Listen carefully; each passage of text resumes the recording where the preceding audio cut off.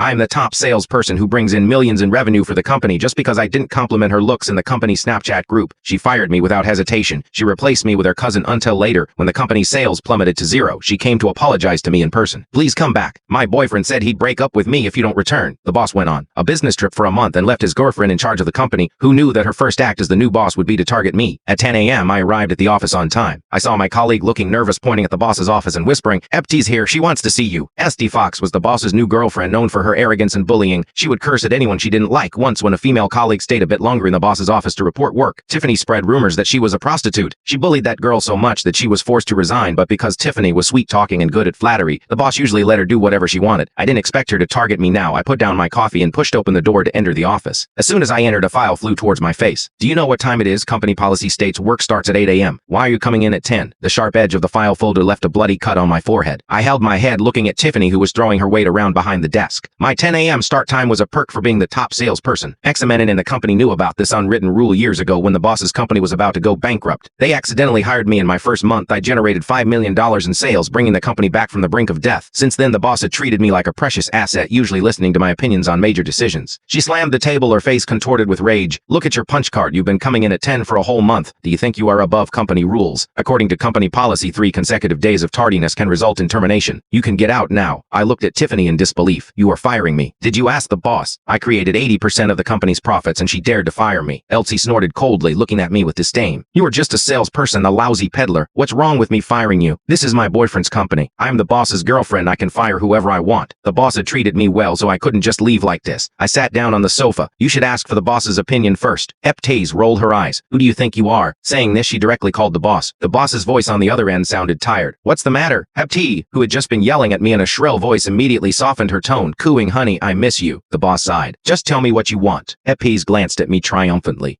"Here is a salesperson who doesn't follow the rules, always coming in late. I want to fire him. Whatever, I need to rest now." The boss casually agreed and hung up. Eptee looked at me arrogantly. "Did you hear that? I can fire whoever I want. Now get out." I laughed coldly, looking at Tiffany. "Are you sure? If the boss comes back and finds out you fired me, he might get angry." I kindly reminded her. After all, headhunters had been trying to poach me with high offers for years, but out of loyalty to the boss, I had always stayed. My leaving wouldn't affect me at all. But Tiffany might not be so lucky. Epstay glared at me, her face twisted with arrogance and tyranny. "Who do you think you are? You are just a salesperson. I am my boyfriend's future wife, the mistress of this company. Do you think he'd choose you over me?" Hearing her say this, I shook my head. If that's how it is, so be it. I turned and left the office. Tuckside, my colleagues had heard our argument, but didn't know what happened. They kept looking at me. "Boss, what's going on?" I started packing my things, efficiently smiling. "What's going on? I got fired." "That's what?" My colleague's eyes widened, looking at me in disbelief. "Has Tiffany gone crazy? Etchinant knows you are the boss's golden goose.